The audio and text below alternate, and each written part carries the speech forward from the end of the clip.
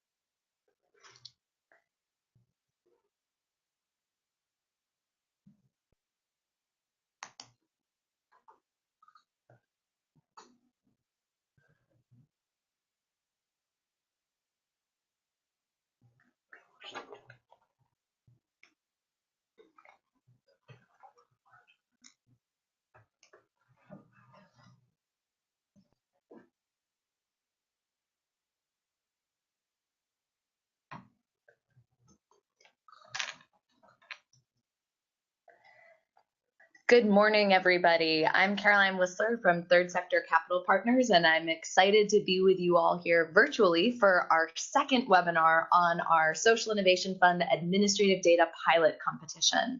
We're excited to be joined by the Stanford Center on Poverty and Inequality, and we hope that this second webinar, which will also be recorded, will be useful to you all as you determine whether or not this opportunity is something that is right for your community. So we're excited to dive in. The purpose of this webinar, it's the second of two, is to do a high-level review of the administrative data pilot opportunity. If this is brand new for you all, we did do a separate webinar that you can go back and review as well. It's recorded on our website at Third Sector. We also want to review the eligible project types that might make sense for this competition. We have an example we want to walk through with you all. We also, thanks to Stanford, we've done some more work on the process for accessing federal data sets, which are one of the pieces that will be available if needed for communities in this competition, and we want to walk you through what that would look like, the timing, and what that would mean. And then our application is now live. So we went live January 9th, and it's due February 17th. So if you remember one date, February 17th is the big one. But we'd like to review the application components with you and the scoring rubric. And also, we hope to leave a lot of time to ask, for you all to ask exploratory questions, and then really to review next steps. So again, I am Caroline Whistler, so I'm co-president and co-founder of Third Sector. We are a nonprofit leader in developing outcomes-oriented contracts. So we've worked in over 20 communities with state and local governments, helping them define the outcomes of interest, figure out where their performance lies on those outcomes, and help them actually incentivize greater performance through their contracting and procurement. We've also been very involved in launching Pay for Success projects and actually have 6 launched to date at this point. And I'd love Jonathan Fisher from Stanford. Would you like to say a few words, since they'll be hearing from you later? Hi, this is Jonathan Fisher. I'm a research scholar at the Stanford Center on Poverty and Inequality, and we are a nonpartisan research center. And our expertise in this particular project is that we use a lot of administrative data from the state and federal level, and so we are bringing this expertise on administrative data to this project. Go ahead, Caroline. Thank you, Jonathan.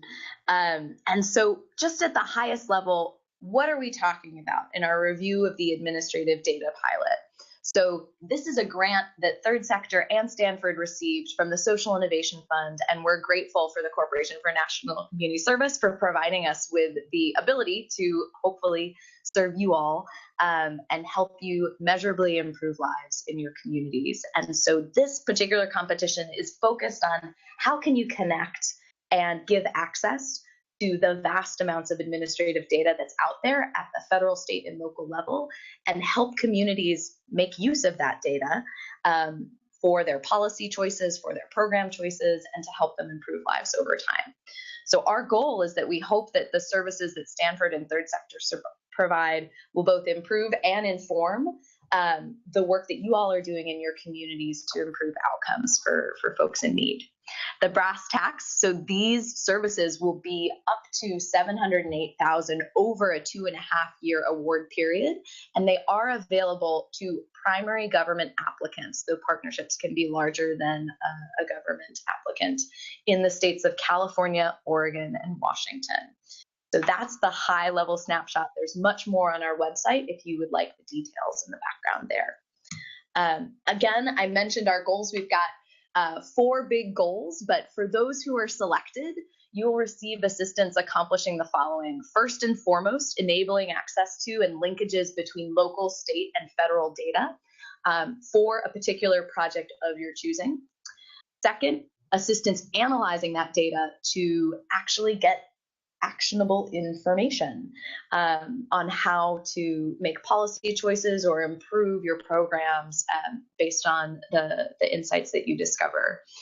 Third sector will provide assistance to actually help incentivize, or whether it's change your contracting or change program implementation to improve your outcomes over time. And then fourth, we're really looking forward to developing and sharing best practices along with you, using Stanford as a strong base to do that.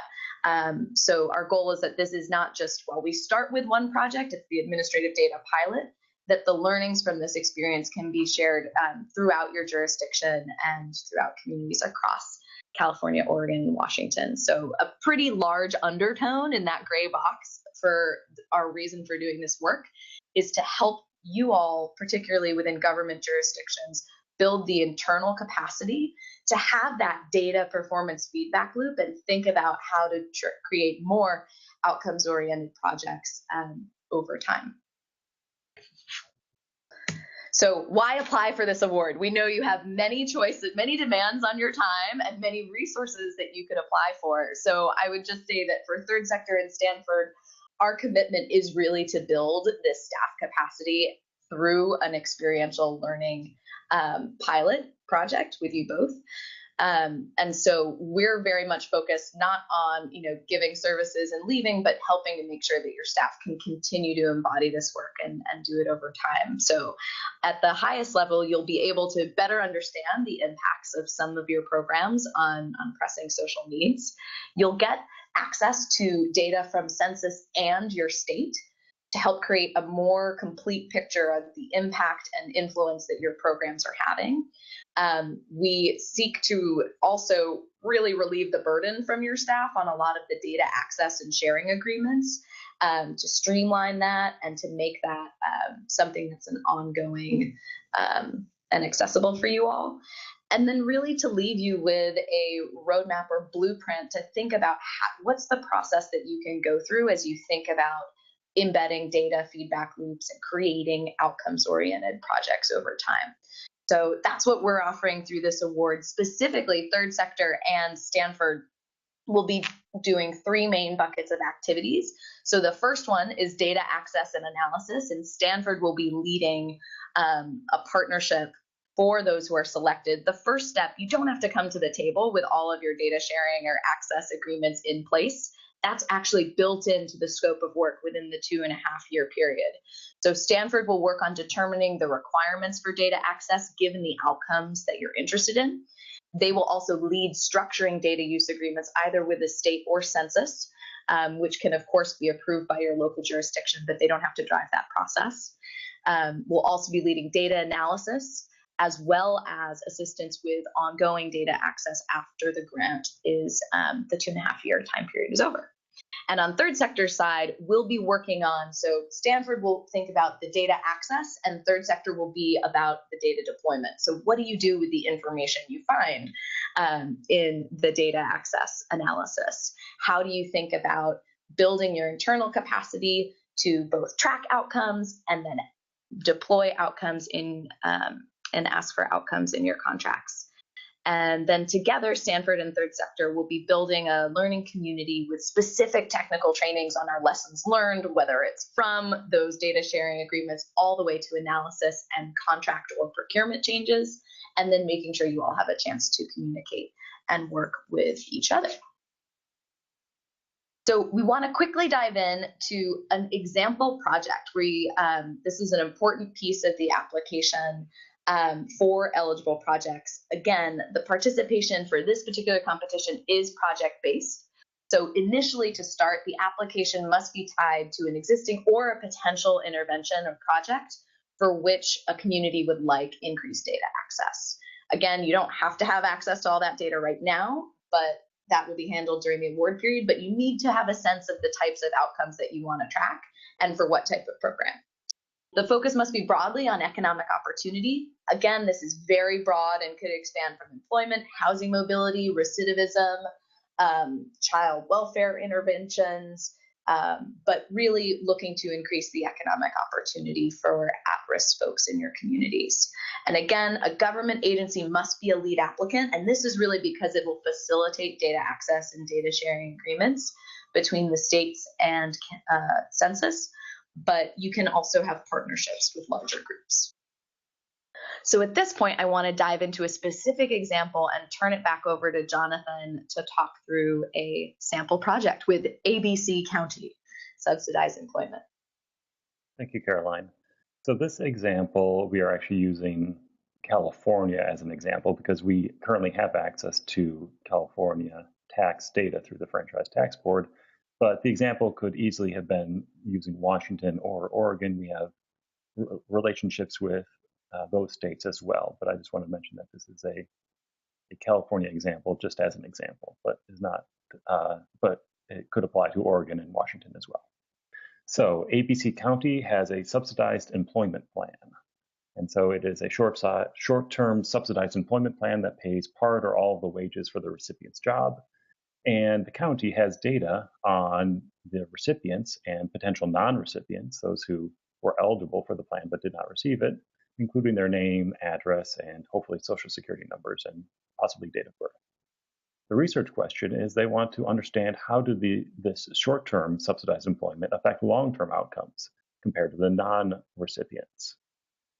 The problem is that the city or the county cannot track anyone who moves out of the county. So if someone becomes mobile, gets a job, and moves to another county, the county is unable to follow that person after the county, and may even be unable to follow the person after the program ends. So what we're going to do is we're going to bring in statewide data where the county data on the subsidized employment on the recipients and non-recipients can be linked to the California Franchise Tax Board. And that is our tax agency in California. And the California Franchise Tax Board has their W-2 earnings and employment information for all Californians. And so we will be able to track people even if they move out of ABC County and after the program ends. Then all these two data sources will be shared with the Census Bureau, and the Census Bureau will be able to link the two together. And we'll discuss that a little bit more in a future slide. Then once the two data sources have been linked and possibly also linked with Census Bureau data, the researchers at Stanford will access the de-identified data and conduct the research. And it's possible for some employees from the county as well to participate in the research. The data will be accessed through the Federal Statistical System Research Data Center network. And one of the nodes in the network is located on Stanford's campus. And so we'll get back to the RDC access later on in the presentation. But for now, I will turn it back to, well, actually, I think there is more, right? Do I have more on the next slide? I forgot. Yes. All right. Great. Oh, yes. Thank you, Jonathan. So once you actually have, again, designed the program, the research question, gotten that data access and data analysis, again, over the 2.5-year engagement period, we then think about, okay, how to deploy that analysis. How do you incorporate what you've learned from this pilot project and that data into how you deploy your resources and you manage your programs to outcomes at the local level every year? And so third sector will come in and specifically help to create both a blueprint about the process that has happened to date as well as going forward. So future local government or state government employees can use that, but also to really think about how to incorporate data feedback loops, how to use data in procurement and contracting practices. What do you ask your providers to collect? Is it meaningful? How do you think about incorporating some of this data work into the reporting that you do on programs, as well as potentially how you might incentivize greater outcomes from your providers or from your staff and use data to do that? And so we'll be exploring that with each community individually and then all together in a learning community. So we'll have the two components of a learning community, which will be both bringing everybody together. And so we're hoping we will have at least 3 communities that we'll select. And we'll have at least 3 folks over this 2.5-year period gathering together for peer learning experiences. And then also really making sure that we provide some discrete technical training around some of the data sharing agreements, data analytics, again, with the goal of building the capacity within your agencies and within your jurisdictions to continue this work long after the grant is done. So that's an example of what one of these projects could look like, both in terms of the idea and what we might be looking for from you in terms of a initial pilot project design for the data.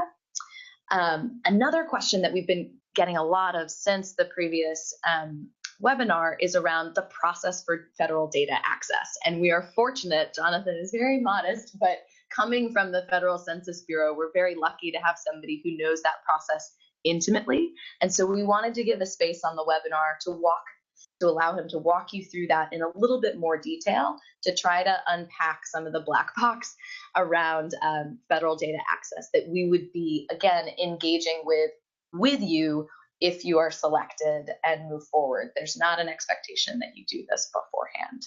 So I'll turn it back over to Jonathan to walk us through this section.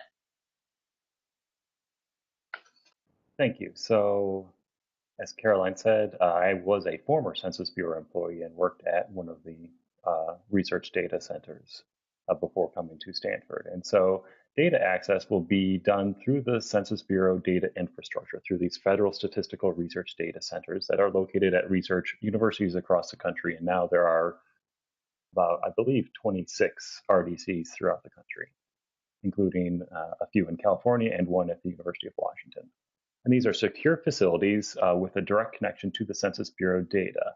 And these facilities contain IRS data and data from the Centers for Disease Control. And so they pass security protocols by the IRS and for health data as well. So these are secure facilities that only link to Census Bureau servers in Maryland. And there's no internet access in these facilities. So it is just a secure facility with a direct connection to census. And the linkages of these types of data all occur within this census framework. And Stanford will work with the awardees and the Census Bureau to facilitate data access and analysis. And I'll mention that we also, at the end of the slide in the appendix, there is a list of Census Bureau data or data that the Census Bureau has access to that could be potentially used in these types of projects. So if you're more interested in the types of data available for linkage, you can look at the appendix. Next slide, please.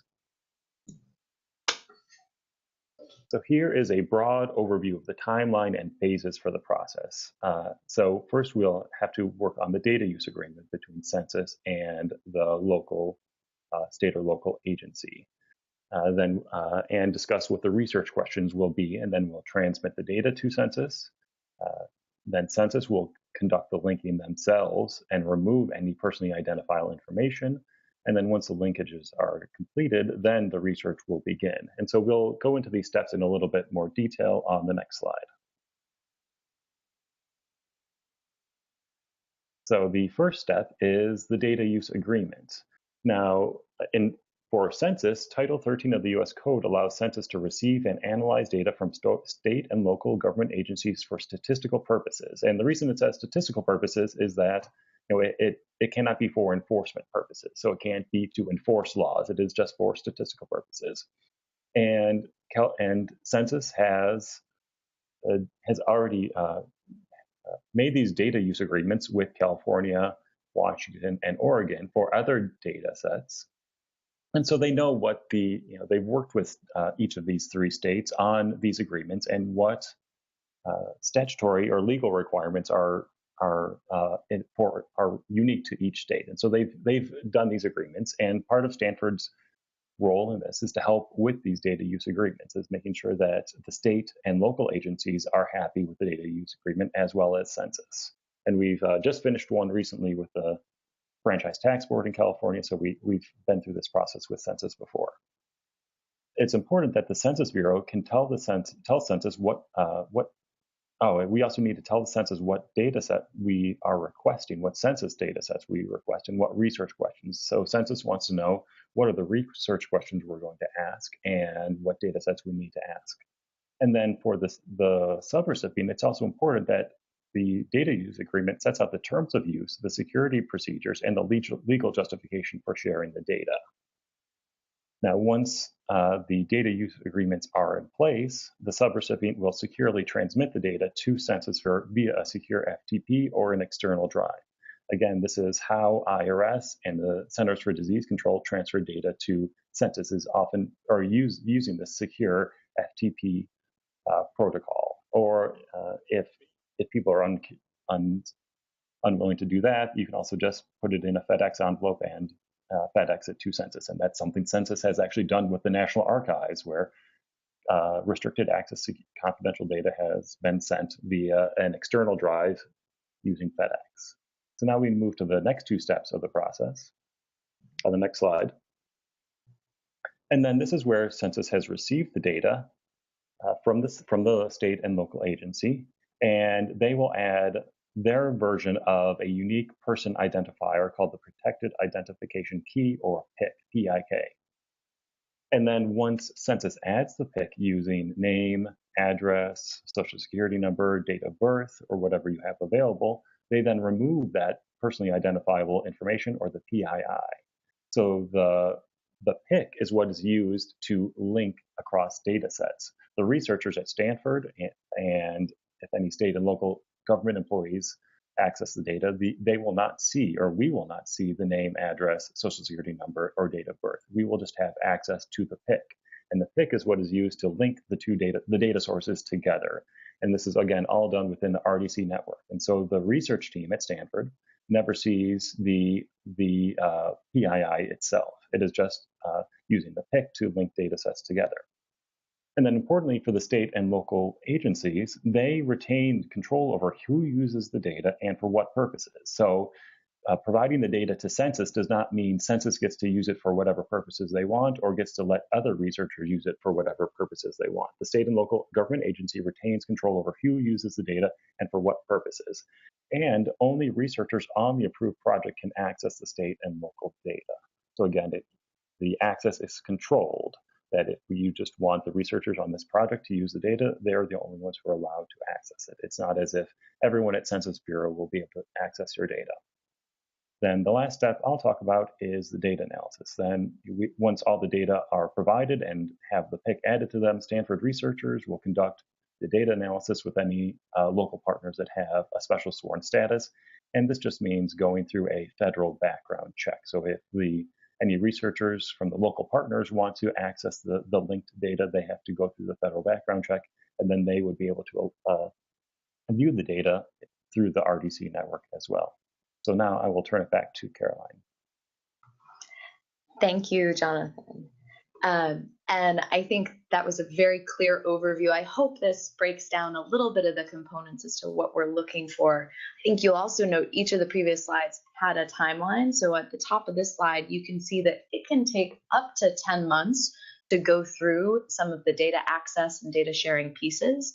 And so that would still leave a year to a year and a half of specific implementation support. So that box number 7 is where third sector would really come in with, okay, what to do with these recommendations, how to internalize them within your own staff, and then also potentially deploy them in contracts and also working with providers in your community.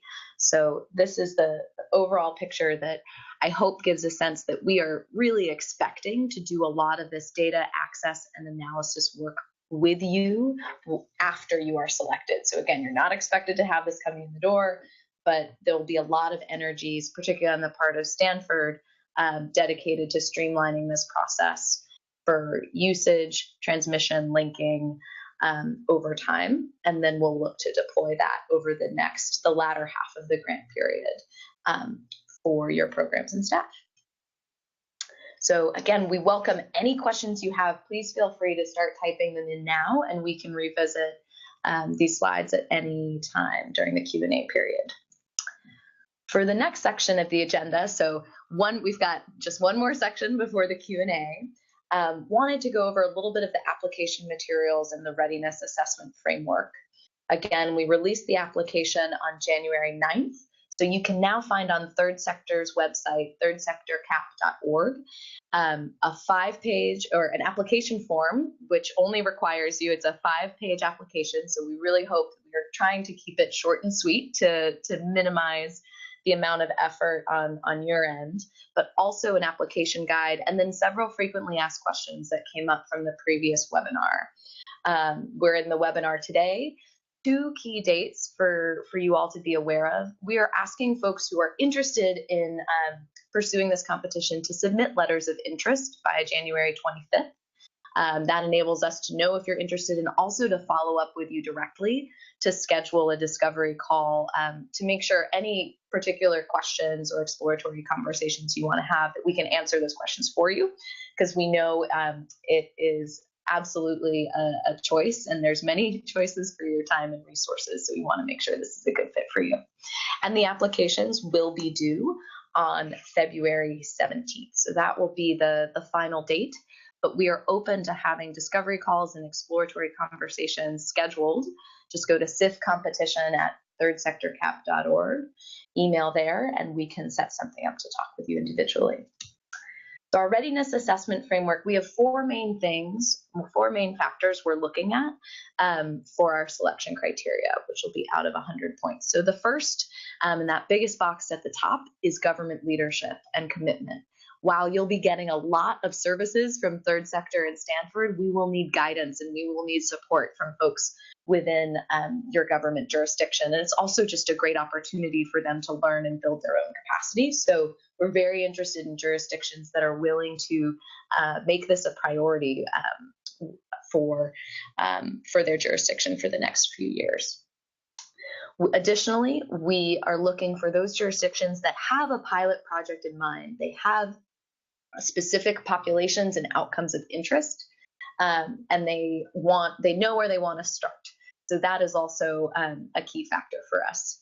The third is really an understanding of the data sets required. So again, that is not specifically, I need this data set from census or this one from state, but it's more of a sense of these are the outcomes I want. We need information that tracks these type of pieces for those outcomes of interest, because we can help you get access to the data, but we can't help you decide what you want to know about your populations.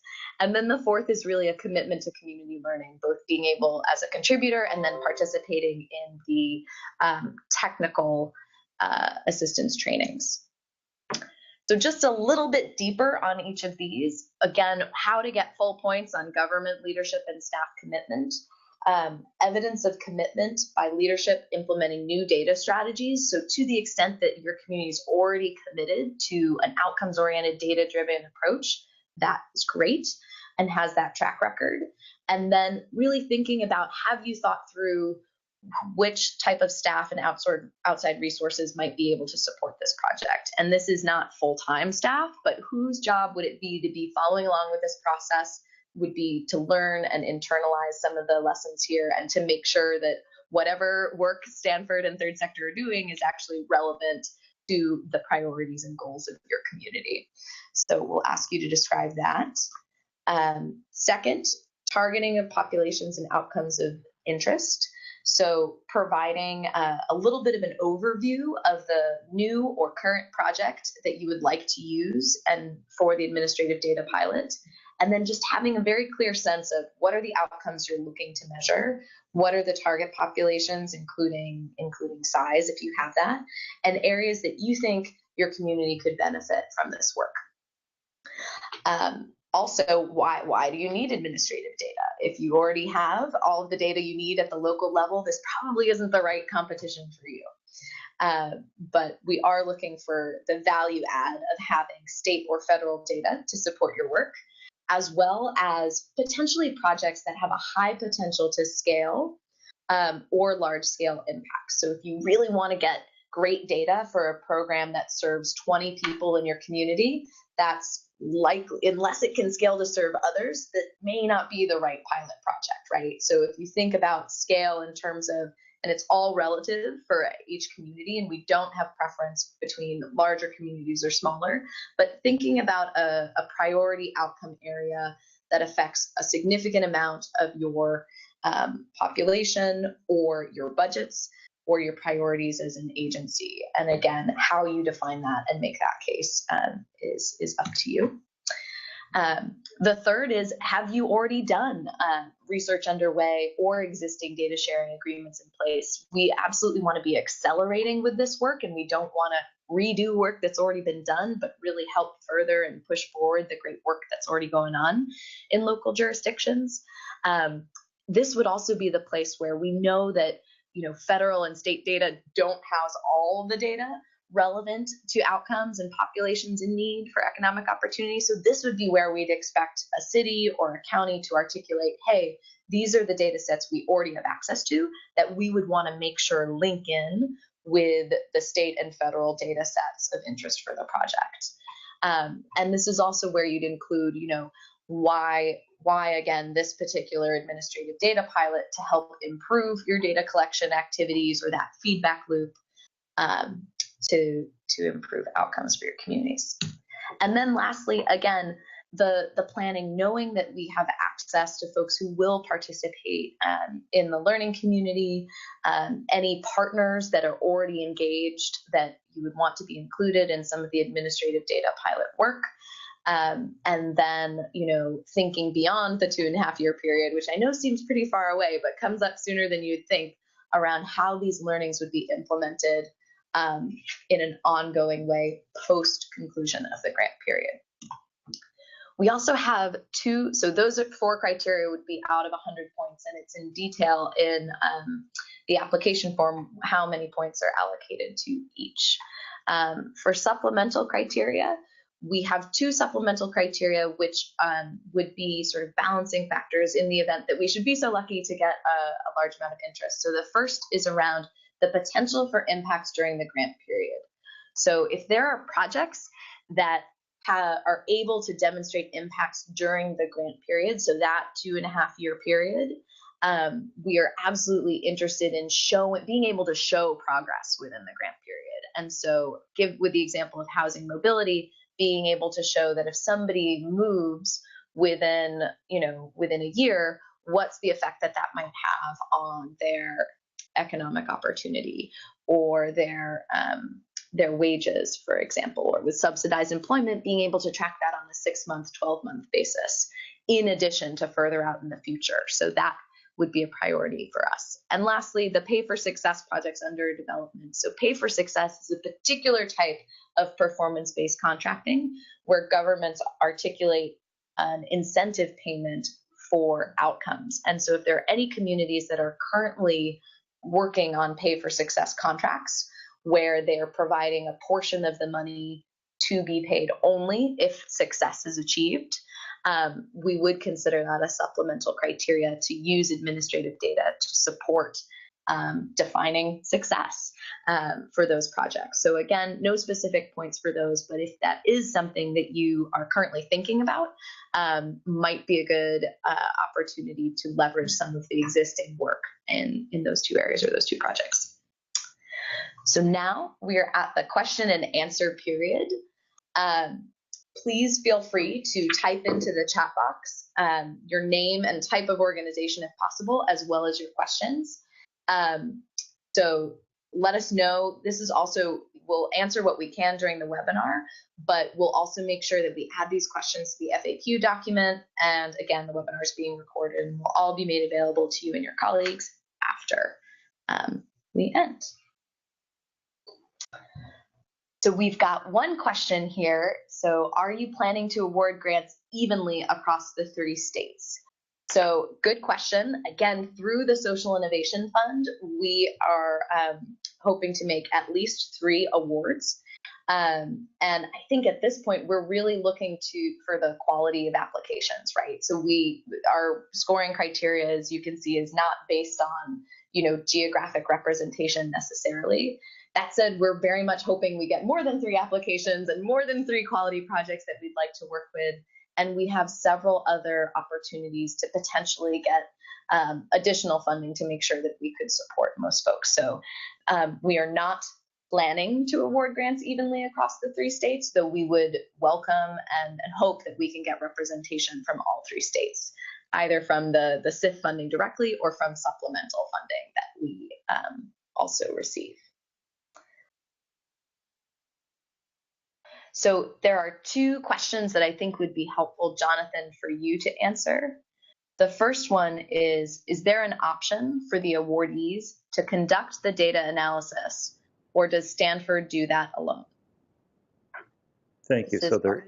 So there is an option for the awardees to conduct the data analysis along with Stanford. The requirement will be that the awardees will designate 1 or 2 people who will go through the federal background check and receive what Census Bureau calls a special sworn status. So you will become an unpaid Census Bureau employee. And again, it's fine if the person is also an employee of the state or local agency. And this is the same background check that the researchers at Stanford go through. So as long as the awardees have someone who can go through this federal background check and can get to one of the census research data centers and access it there, then it is allowed. And so yes, there is an option for the awardees to conduct the data analysis along with Stanford. Great. And one more for you, Jonathan, building off of this, how long is special sworn status for local partners valid for? And will local state analytical staff continue to have access to the linked data after the grant ends? So on how long is special sworn status valid for? It is valid as long as there are yearly trainings that you have to take. So around August and November, where you get it the first time, you go through the long process, and then each year you can renew it for an additional year, as long as you continue to have a project that requires you having special sworn status and access to the data. Then after the grant ends, as long as there are still research questions that you want to address and that are unanswered, we can continue to access the data through the research data centers. The project, as I believe Caroline mentioned earlier in the presentation, the goal is not just for this one time, it's for a capacity building. And so as long as there are still research questions that need to be addressed, that Census has approved and we've agreed to work on, the data access can continue after the grant ends. Thank you, Jonathan. Another great question that just came up. How narrow should the research question be, or could one agency apply for multiple projects? We have a number of projects with different emphasis, poverty, CalWORKs, Children and Family Services that could benefit from using these data sets. So I'll take this one. So I think the long story short is that we need a place to start with the administrative data pilot. So I think if you feel like this data analysis work could be applicable across an entire agency, saying that and articulating a pathway to scale to address multiple programs should definitely be included in your application. But focusing in on perhaps, again, the program where there's sort of the largest impact or the ability to influence other data sets to start is your best bet. So again, we do need to have a specific project as a place to start, but just as Jonathan reiterated, again, the goal is not that this is a siloed one-time thing, but that the work from the one pilot experience could expand and grow to other programs and other issue areas. So I think that if you have further questions on that, that is the perfect, if you have questions about which project, I don't know, a discovery call, scheduling a discovery call with Third Sector and Stanford could be a great next step for you as well.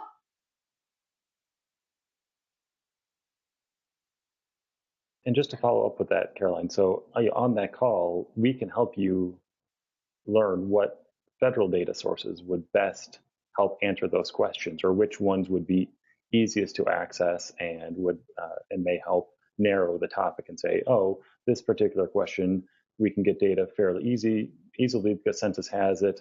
This question might require the approval of another government agency and might take longer. So in a follow-up call, we can help narrow that down by focusing on what data might be most easy to access. Great. Thank you, Jonathan.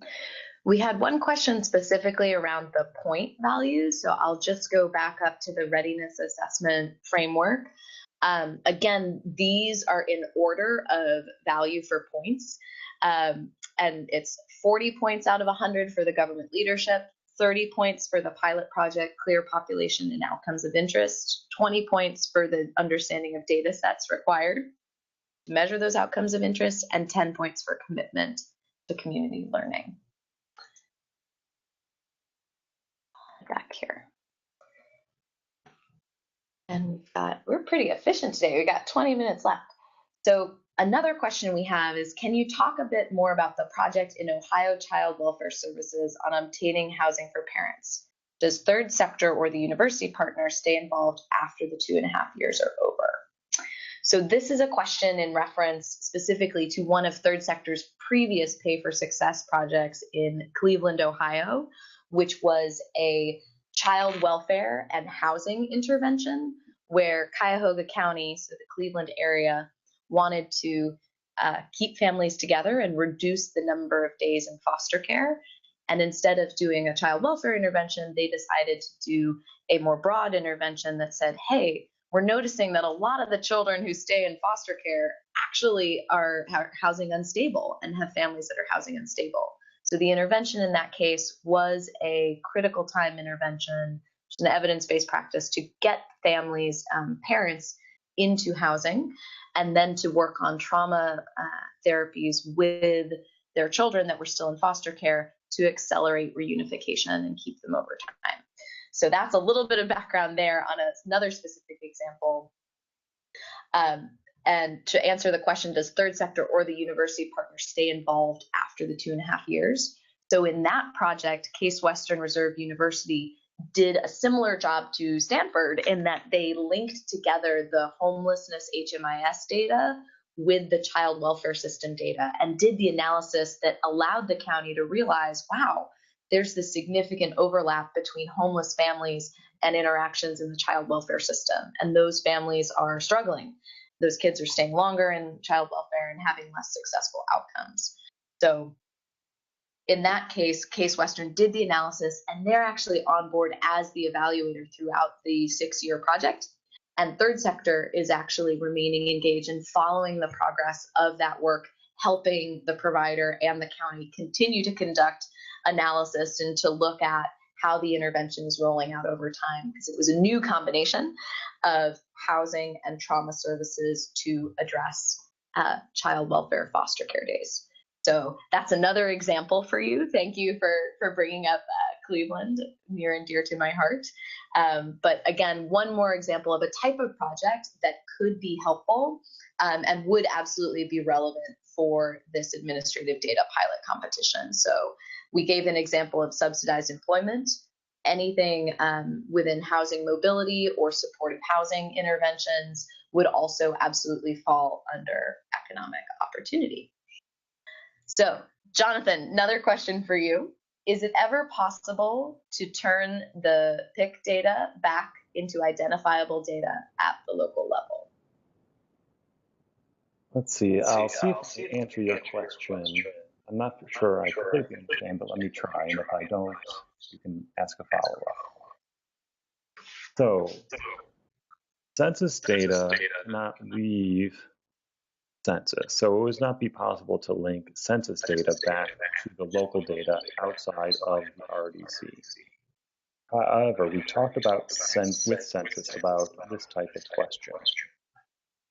And if we had, let's say ABC County had its data And we also had data from another agency. So in this case, let's say we had data from the California Tax Agency. Census, or let's say, and the tax data could not be linked directly to the county data. But let's say census FTB could give the tax data to census. The county could give its data to census. Census would add on a unique identifier that's different from its pick, but would be a different unique identifier, and could give that identifier back to FTB and the identifier back to the county. And then if the county and FTB could come to an agreement to share data, then the data could be shared outside of the Census Bureau framework, outside of the RDC, where now you could link FTB data to the ABC counties data, again, if those two agencies could reach an agreement. And then in that way, the data could be linked outside of the Census Bureau. But again, it would be, so Census would essentially be acting as a way to add this unique identifier, and then the two agencies could link their data together outside of the Census Bureau RDC framework. So I hope that answers your question. If it does not, you can try a follow-up. Thank you, Jonathan. The next question we have is there an offline copy of the letter of intent questions available? So that is a great question. It's currently a Google form. We're happy to make it offline and post them, but just to answer what's in the LOI, there's some very brief information on your organization name, role, location. The type of organization is a checkbox, so whether it's a city, county, provider, state, etc. A checkbox around the overall issue area of focus, whether homelessness, child welfare, workforce development, housing. And then it asks for a very brief description of any organizations that you may already be partnered with, as well as a brief description of the current contemplated focus area or populations or outcomes. And then just if you have any questions for us. So it's really it's meant to be a very simple, not arduous process, and we will absolutely pull those questions out and have them in an offline format for you as well.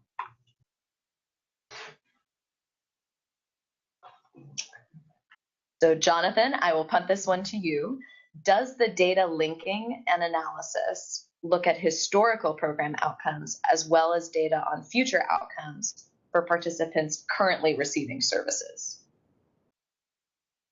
Let's see, again, I'll do my best. So if you have the short-term outcomes that are measured in the local agency's data, then the analysis can look at those, and we can look at future outcomes as well, whatever data we have available. So let's say the subsidized employment program has been ongoing since 2013 through today. We can, and the participants in 2013, we can look at their employment outcomes in the time period when they received it, and in 2014, 15, 16, 17, as long as we have the necessary data from the state or from the Census Bureau.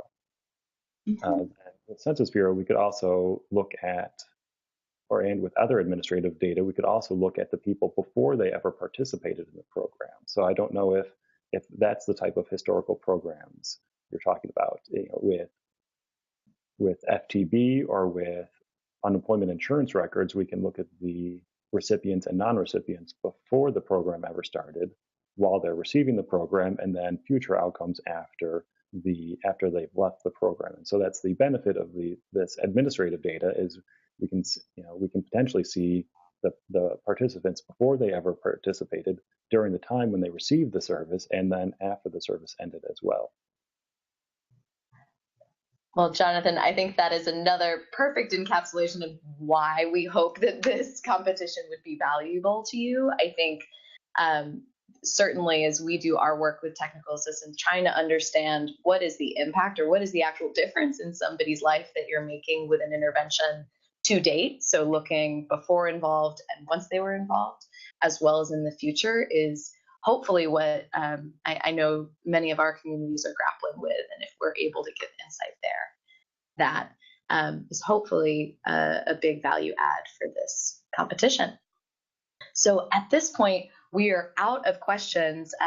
Please, I want to be respectful of everybody's time and end about 10 minutes early. I just wanted to thank everybody for your questions, your participation virtually on this webinar. Again, it will all be recorded and available for you or your colleagues afterwards. And would love to, again, just reiterate, we hope that you submit your letters of interest January 25th.